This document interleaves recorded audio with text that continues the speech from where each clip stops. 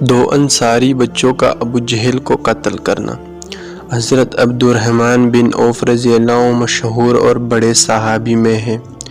فرماتے ہیں کہ میں بدر کی لڑائی میں میدان میں لڑنے والوں کی صف میں کھڑا تھا۔ میں نے دیکھا کہ میرے دائیں اور بائیں جانب انصار کے دو کم عمر لڑکے ہیں۔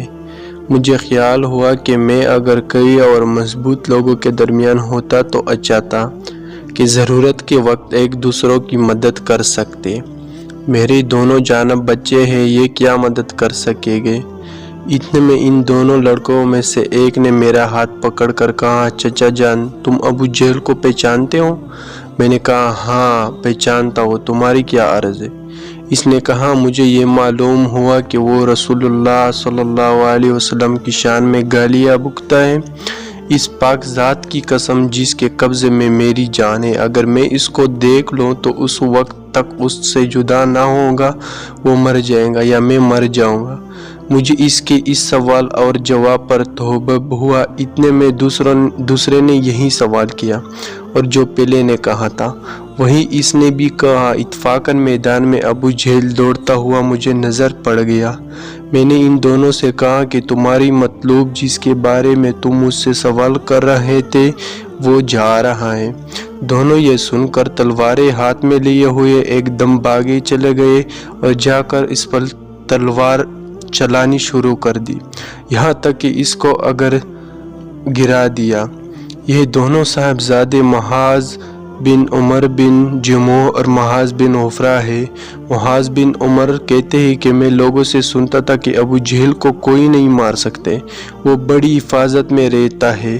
مجھے اس وقت سے خیال تھا کہ میں اس کو ماروں گا۔ یہ دونوں صاحبزادے پیدل تھے اور ابو جہل گھوڑے پر سوار تھا، صفوں کو درست کر رہا تھا۔ جس وقت عبدالرحمن بن عوف نے دیکھا اور یہ دونوں دوڑے تو گھوڑے سوار پر براہ راست حملہ مشکل تھا، اس لیے ایک نے گھوڑے پر حملہ کیا اور دوسرے نے ابو جہل کی ٹانگ پر حملہ کیا، جس سے گھوڑا بھی گرا اور ابو جہل بھی گرا اور اٹھ نہ سکا۔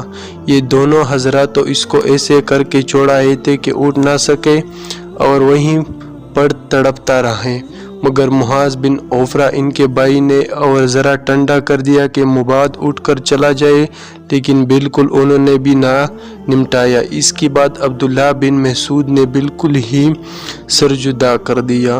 معاذ بن عمر کہتے ہیں کہ جس وقت میں نے اس کی ٹانگ پر حملہ کیا تو اس کا لڑکا اکرمہ ساتھ تھا، اس نے میرے مونڈے پر حملہ کیا جس سے میرا ہاتھ کٹ گیا اور صرف کان میں لٹکا ہوا رہ گیا۔